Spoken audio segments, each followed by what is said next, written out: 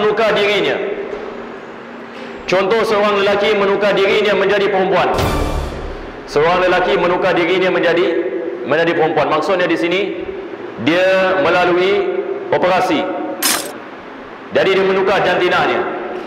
Ini tentu sekali yang ini daripada perkara yang dilaknati dengan nas Nabi kita sallallahu alaihi wasallam.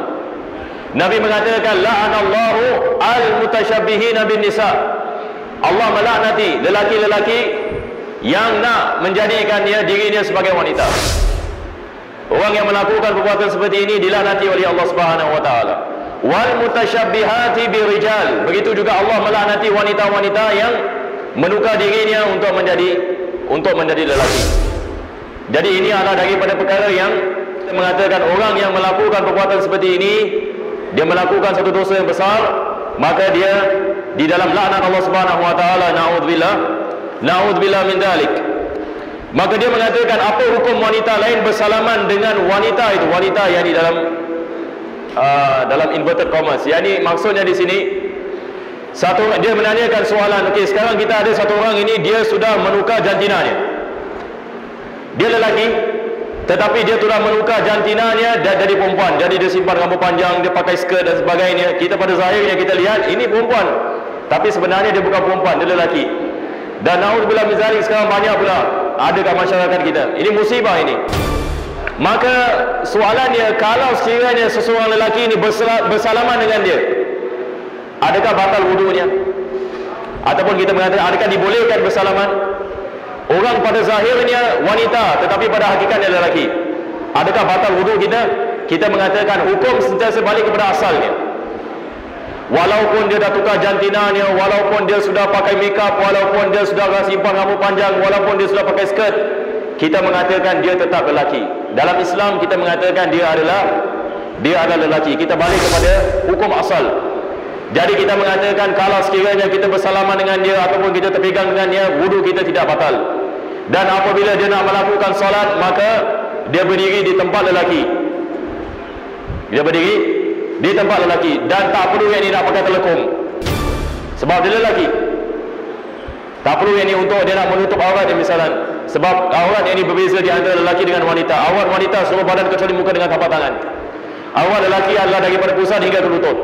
Jadi bagaimana kalau satu orang ini mungkin dia dah bertaubat mungkin. Yang peliknya ada orang yang seperti ini, dia bertaubat tetapi tetap ada di perempuan. Tapi dah taubat, solat. Ada. Dia solat, jaga solat 5 waktu, puasa dalam bulan Ramadan, tetapi tetap dengan pakaiannya, tetap dengan kehidupannya begitu. Maka di sini kita mengatakan diwajibkan baginya solat.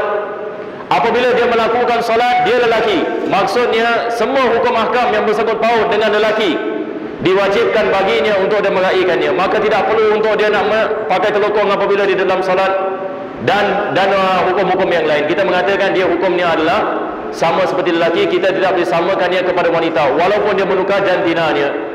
Jadi berkenaan dengan hukum, kita mengatakan balik kepada hukum asalnya. Selepas itu dia menanyakan lagi, bila wanita itu meninggal dunia bagaimana? Yani wanita yang tadi asalnya lelaki, dia tukar jantinanya, sekarang dia meninggal dunia. Jadi siapa yang nak mandikan, lelaki ataupun wanita? Ini soalan menanyakan. Kita dalam Islam berkenaan dengan bab mandi jenazah ini, diharamkan seorang lelaki memandikan wanita yang bukan mahram. Tidak dibolehkan. Kalau satu orang ini misalnya wanita meninggal dunia, tidak dibolehkan bagi seorang lelaki memandikan. Ini semua kita tahu insya-Allah. Begitu juga kalau seorang lelaki meninggal dunia, tidak dibolehkan bagi wanita untuk memandikannya. Soalannya di sini, orang yang seperti ini sekarang dia asal lelaki tapi tukar jantinanya. Bagaimana orang yang nak memandikan? Adakah kita mengatakan diwajibkan bagi orang wanita memandikannya? Ataupun kita mengatakan diwajibkan bagi orang lelaki yang memandikannya? Di sini lagi sekali kita mengatakan balik kepada hukum asal, dia adalah seorang lelaki, maka diwajibkan bagi lelaki untuk memandikannya, bukan yang ini, bukan wanita. Ini adalah jawabannya. Subhanallah walhamdulillah.